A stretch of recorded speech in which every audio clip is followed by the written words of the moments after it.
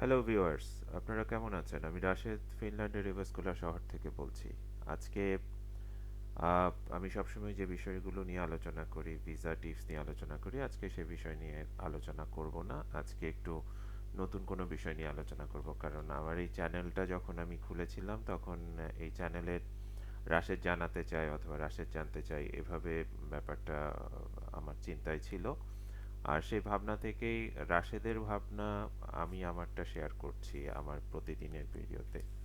So আজকে চেষ্টা করব আপনাদের সাথে শেয়ার করার জন্য একটু নতুন একটা ভাবনা নিয়ে সম্পূর্ণ নতুন করে চিন্তা। তার আগে একটু ইন্ট্রোডাকশন দিয়ে নিব সেটার ব্যাপারে। সেটা হচ্ছে যে আমি ভিসা কনসালটেন্ট হিসেবে কাজ করি, সেটা ঠিক আছে। আর কিন্তু একটা লম্বা সময় আমার থিয়েটারের সাথে আমি পার করেছি। তো সেই সময়টা হচ্ছে 1996 থেকে 2007। এই এই সময়টা আমি থিয়েটারের কাজ করেছিলাম। মঞ্চে সরাসরি কাজ করার আমার অভিজ্ঞতা ছিল ওই সময়ে। সো সেই অভিজ্ঞতাগুলোর জন্যই একটু অধিকার আছে মিডিয়া নিয়ে কথা বলার জন্য, আমি যেটা মনে করি আর কি। সেখান থেকে চিন্তা করে আজকে চিন্তা করলাম যে আজকে একটু আহ, এই চ্যাপ্টারে একটু কথা বলবো, মিডিয়া চ্যাপ্টার নিয়ে কথা বলবো। আমাদের সমসাময়িক বলেন আর আমাদের তারও কিছু আগের সময় থেকে যদি আমি শুরু করি, আমরা খুব একটা মিডিয়াতে যেটা আমরা দেখছি সেটা হচ্ছে মিডিয়া আমাদেরকে সবসময় বাস্তব চিত্র সামনে তুলে ধরার চেষ্টা করছে। তো বাস্তব চিত্র সামনে তুলে ধরার চেষ্টা করছে সেটা আমরা দেখতে পাচ্ছি আর কি। কিন্তু আমি আজকে যেটা একটু বলতে চাইবো, একটু ভিন্নভাবে কি চিন্তা করা যায় কিনা, মিডিয়ার যারা আছেন ওনারা যদি একটু ভিন্নভাবে চিন্তা করতে পারেন, সেটা হচ্ছে আমি আমি ব্যক্তিগতভাবে যেটা দেখি সেটা হচ্ছে যে মিডিয়া আমাদেরকে স্বপ্ন দেখতে শেখায়। যেটার বাস্তবতা আমরা বিভিন্ন সময় দেখেছি, বিভিন্ন যুগে যুগে দেখে এসেছি। যেমন হচ্ছে আমাদের যখন সোনালী যুগ ছিল তখন আমরা যেসব চরিত্র বা যেসব ঘটনাকে কেন্দ্র করে আমাদের সিনেমা তৈরি হয়েছে, আমাদের নাটক তৈরি হয়েছে, সেগুলো কিন্তু বাস্তবতার উপর নির্ভর করে খুব একটা কিছু ওনারা করেনি। অনেক কিছু রূপকথার উপর ছিল, অনেক কিছু ছিল স্বপ্ন দেখানোর উপর ছিল।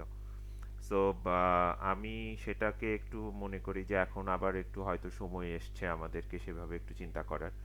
তো সে কারণে আমি একটু বলতে চাচ্ছিলাম সেটা হচ্ছে যে আমাদের মিডিয়া এখন আমি যেটা মনে করি যে সারা বিশ্বেই কিন্তু তাই আছে। আমরা এক সময় লম্বা সময় ধরে দেখেছি আমাদের একটা জেনারেশন তৈরি হয়েছে বলিউডের বিভিন্ন কাহিনীর উপর নির্ভর করে। আমরা প্রেম করা শিখছি, বন্ধুত্ব করা শিখছি। আমাদেরকে হলিউড শিখিয়েছে বিভিন্ন রকম টেকনোলজিকে কিভাবে যখন পৃথিবীতে চিন্তাও করা যায়নি ওই টেকনোলজিটা আসতে পারে, বাট আজকে এটা বাস্তব। তো ওই স্বপ্নগুলো দেখাচ্ছিলেও ওনারা দেখিয়েছেন স্বপ্নগুলো, সেটা আস্তে আস্তে কিন্তু সমাজের উপর ইফেক্ট করেছে। আমার কথার যে মূল অংশটা সেটা হচ্ছে যে মিডিয়ার হাতে কিন্তু একটা বড় স্বাধীনতা আছে, যে মিডিয়া চাইলে আমাদেরকে এমন স্বপ্ন দেখাতে পারে যেটা আমাদের সমাজকে একটু একটু করে বদলে দিবে। হয়তো আজকে দিবে না, 5 বছর পরে দিবে, 10 বছর পরে দিবে। তো একটা জেনারেশন তৈরি হওয়ার জন্য যে কাজটা সেটা মিডিয়া চাইলে করতে পারে।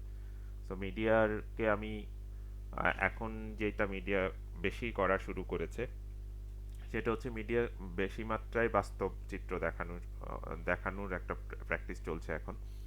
এইটা হয়তো অনেকেই মনে করবেন যে অবাস্তব কিছু কেন দেখাবে। তো কিন্তু মিডিয়া এত স্বাধীন, মিডিয়া চাইলে আমাদেরকে স্বপ্ন দেখাতে পারে, আমরা মিডিয়ার দ্বারা স্বপ্ন দেখতে পারি। সেই স্বপ্ন কি রকম করে দেখাবে সেটা কিন্তু মিডিয়া যারা ক্রিয়েটিভ আছে ওনারা দেখাতে পারবে। যেমন আমি যদি ছোট্ট একটা মানে উদাহরণ দেই, সেটা হচ্ছে যে মিডিয়ার হাতে একটা বড় অংশ আছে। মিডিয়া চাইলে আমাদের একটা জেনারেশনকে নতুন করে ভাবনা করার চিন্তা করতে পারে। যেমন মিডিয়া আমাদেরকে দেখাতে পারে যে আমরা সারা পৃথিবীর জন্য সৃষ্টি হয়েছি। আমরা শুধুমাত্র আমাদের দেশের জন্য আপনার জন্ম হয়নি, আমার জন্ম হয়নি কোনো পার্টিকুলার দেশের জন্য, আমরা সারা পৃথিবীর জন্যই জন্ম হয়েছি।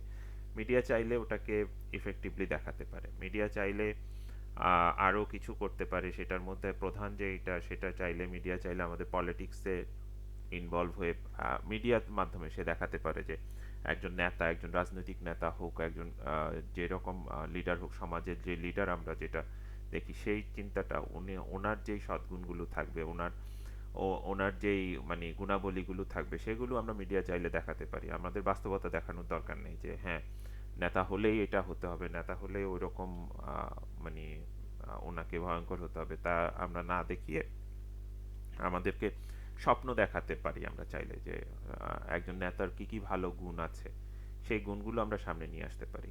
আমরা বারবার যদি দেখাতে থাকি এগুলো, তো দেখা গেল যে আমাদের এখানে একটা হিরোইজম এবং ভিলেন দুটো আলাদা পার্ট হয়ে গেছে। তো একটা মানুষের মধ্যে দুই টাইপের জিনিসই থাকতে পারে। আর একটা মানুষ যখন একটা ক্যারেক্টার নির্ধারণ করবে, আমরা চাইলে একজন লিডারকে ওভাবে বছরের পর বছর যদি প্রেস করতে থাকি, প্লেস করি যে উনি এরকম, ওনাদের কিছু গুণাবলী এরকম থাকবে, তাহলে যেটা হবে যে একটা সময় গিয়ে আমাদের একটা জেনারেশন আস্তে আস্তে চিন্তা করতে শুরু করবে। এখন বাস্তবতার নিরিখে আমাদের জেনারেশন চিন্তাই করতে পারে না যে মানে ওই রকম কিছু হতে পারে। সবাই চিন্তা করে যে হ্যাঁ, আমাকে যদি নেতা হতে হয় তাহলে এগুলোই ফলো করতে হবে, সেটা খুব স্বাভাবিক।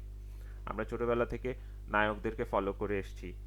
আমাদের সবসময় চিন্তা থাকতো এক একজন এক একজনকে ফলো মানে চিন্তা করে। তো মিডিয়া একটা বড় ভূমিকা রাখতে পারে এক্ষেত্রে।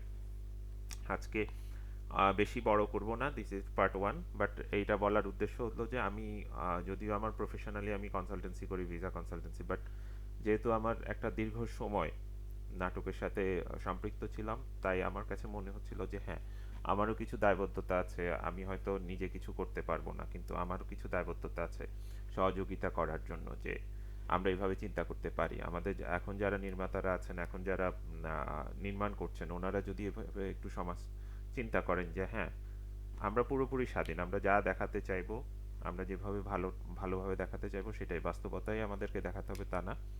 আমরা স্বপ্ন দেখাতে শিখতে হবে, আমাদেরকে স্বপ্ন দেখাতে হবে যে উম, মানে সামনের জেনারেশন এভাবে হয়তো 10 বছর 15 বছর পরে ওটাকেই চিন্তা করবে, হ্যাঁ এইটাই একটা আদর্শ হতে পারে।